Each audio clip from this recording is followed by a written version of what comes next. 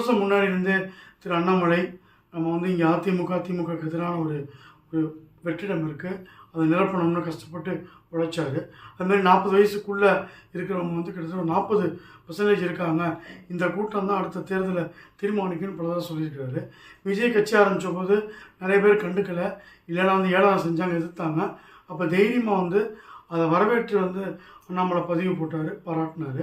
இதெல்லாம் வச்சு பார்க்கும்பொழுது ஒரு இளைஞராக கிட்டத்தட்ட 10 வயசு விஜயோட சின்னதாக இருக்க அண்ணாமலை என்னென்ன எதிர்பார்த்தோ இதெல்லாம் பண்ணணும்னு நினச்சாரோ அது கண்ணு முன்னாடி விஜய்க்கு நடந்திருக்கிறத அவரால் பார்க்க முடியுது. இத்தனை நாள் பாஜக ஆதரவாளராக இருந்தவங்க, இல்லை தன்னோட தேசியவாதியாக சொல்லிக்கிட்டவங்க எல்லாருமே இன்னமும் அண்ணாமலை தான் அந்த பாஜகவை தோற்றுவிச்ச மாதிரியும், இல்லைன்னா பாஜகவுக்கு முன்னாடி இருந்த இடமே தெரியாமல் இவர் வந்து தான் தூக்கி நிப்பாட்டின மாதிரி ஒரு பிம்பத்தை கட்டமைக்கிறாங்க.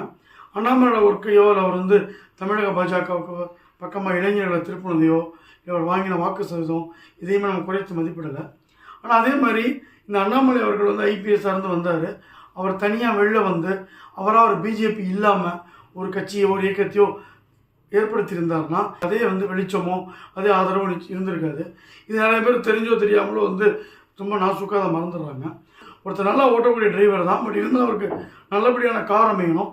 அந்த மாதிரி அவருக்கு ஒரு நல்ல காராக அவருக்கு சுதந்திரம் கொடுத்து இஷ்டத்துக்கு ஓட விட்டது வந்து பிஜேபி.